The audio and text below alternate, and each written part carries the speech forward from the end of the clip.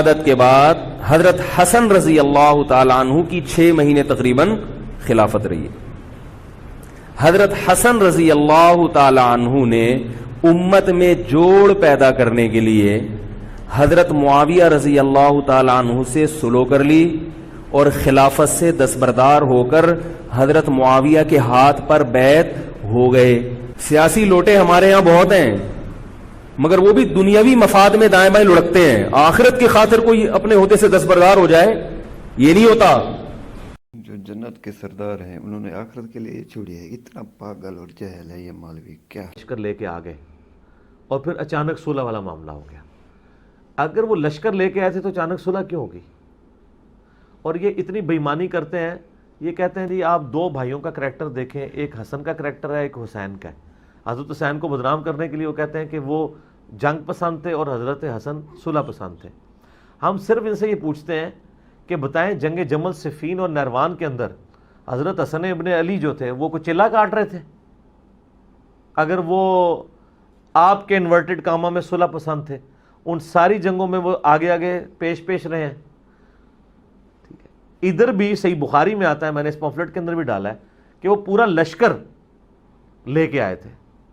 ٹھیک ہے, اور پھر عمر بن عاص اور حضرت معاویہ کے درمیان ڈسکشن ہوتی ہے. وہ ڈسکشن نقل ہوئی ہے صحیح بخاری میں کہ حضرت معاویہ پوچھتے ہیں کہ اگر یہ لڑائی مسلمانوں کی ہوتی ہے تو اس کے بعد اگر دونوں طرف سے لوگ مرتے ہیں تو پیچھے مسلمانوں کا کفیل کون ہوگا؟ تو عمر بن عاص کہتے ہیں میں سنبھال لوں گا. علی سے لڑتے ہوئے نہیں سوچا کہ مسلمانوں کا کفیل کیا ہوگا. صلح والے معاملات چلتے ہیں. صلح کے اوپر حضرت حسن کو مجبور کر کے آمادہ کیا گیا.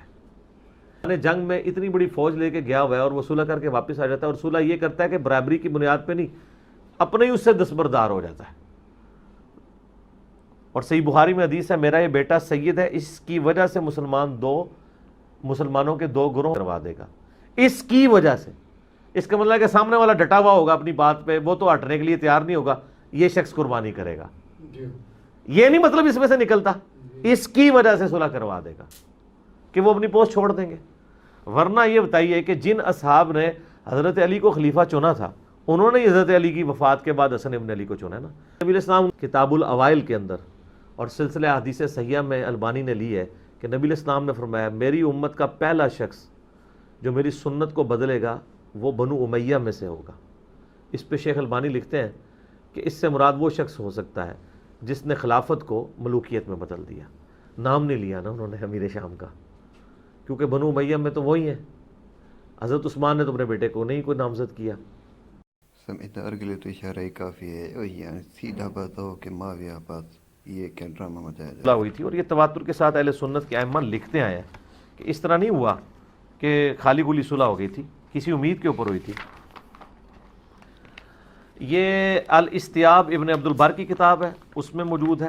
الاصابہ ابن اثیر کی, اور اس کی شرح جو ہے وہ اسد الغابہ کی شرح الاصابہ ابن حجر اسقلانی کی. البدایہ والنہایہ میں, فتح الباری میں ابن حجر اسقلانی نے صحیح بخاری کے حدیث نمبر 7109 میں بھی کچھ ذکر کیا ہے کہ یہ 5 بڑی بڑی شرائط تھیں.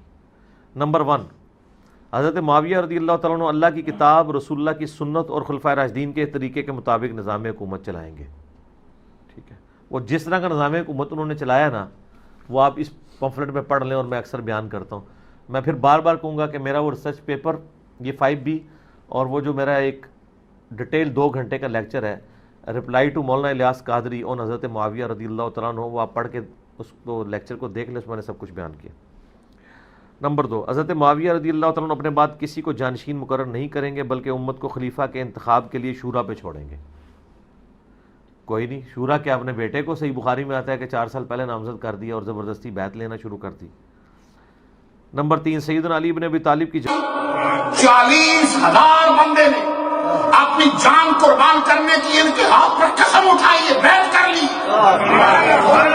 40,000 بندے کے سارے ان کی ہتھیلی پہ رکھے, جب چاہتے ہو ان کے حکم دے دیتے میں لڑ جاؤ مر جاؤ.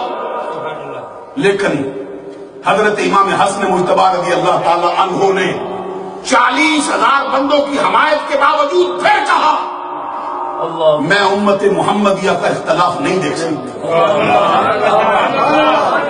میں اپنے حق سے دستبردار ہوتا ہوں، یہ ہے شہزادہ رسول۔ 10,000 بندہ موت کی بیعت کر چکا ہے، لیکن فرماتے میں امت محمدیہ کا اختلاف نہیں دیکھنا چاہتا۔ گھوڑا دوڑایا تھا، آگے 40,000 بندے پیچھے سے چل رہے تھے، ان کے مقابلے میں ادھر حضرت امیر معاویہ رضی اللہ تعالیٰ عنہ 60,000 کی فوج سے ان کی طرف بڑھ گئے۔ حضرت امام حسن نے اپنے گھوڑے کی باگ موڑی، پر میں نہیں جنگ چاہتی۔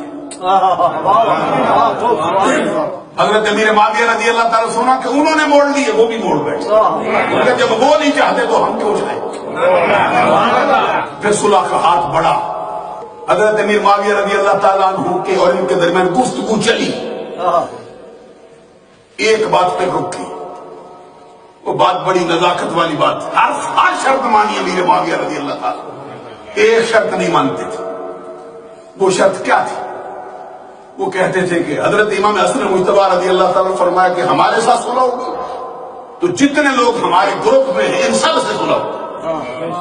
حضرت امیر معاویہ رضی اللہ تعالیٰ نے یہ شرط نہیں مانتے، تو کہتے ان کی وجہ سے اسلام کا نقصان ہوا ہے، ان کے ساتھ صلح نہیں کر سکتے۔ امام حسن مجتبی رضی اللہ تعالیٰ نے وہ صلح واپس لیا، ہوتے ہوتے رہ گئی۔ فرمایا علی کا لاڈلا ہو، علی کے گھر کی وفا مشہور ہے، میں نہیں ہو سکتا جس نے میری خاطر سال کٹائے ہوں اب میں ان کو چھوڑ کے صلح کروں۔ پھر ہوتے ہوتے پیچھے رہ گئے۔ جب یہ دیکھا نا حضرت امیر معاویہ رضی اللہ تعالیٰ، پھر سنو غور سے، سادے کاغذ پر جماعت کے لوگ جو صلح کے بعد ہتھیار ڈال چکے ہیں ان کے خلاف کسی قسم کی انتقامی کارروائی نہیں ہوگی۔ انتقامی کارروائی کیا ہوئی؟ حجر بن عدی کا قتل کروایا، المسل الحاکم میں پورا چیپٹر موجود ہے۔ وہ سے امام حسن نے تلوار نہیں اٹھائی، قلم کے ساتھ جنگ کی، اتنا گہرا زخم دیا کہ آج تک ملوکیت حسن کا دیا ہوا زخم بھر نہیں رہی۔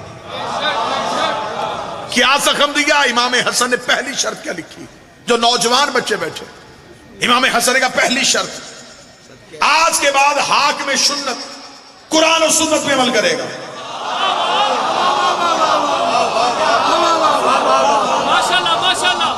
آج کے بعد یہ لکھے یہ قرآن اور سنت پہ عمل کرے گا۔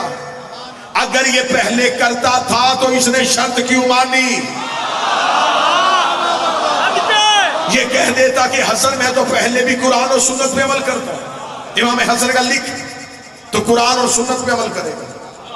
قریب بیٹھا ہوا تھا اس کا مشیر، اور مشیر بھی اس کے ایسے ہی ہوتے تھے کہ جنگ صفین میں اس نے اپنے خیمے میں بیٹھ کے عمر بن عاص سے شرط لگا لی تھی۔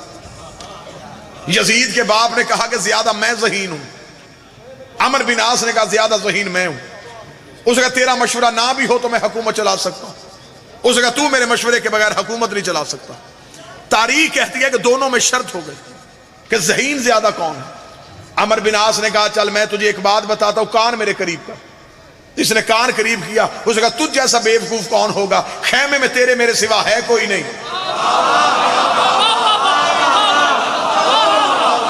جہاں عقل کے فیصلے ایسے ہوتے ہوں وہاں حجت کا مقابلہ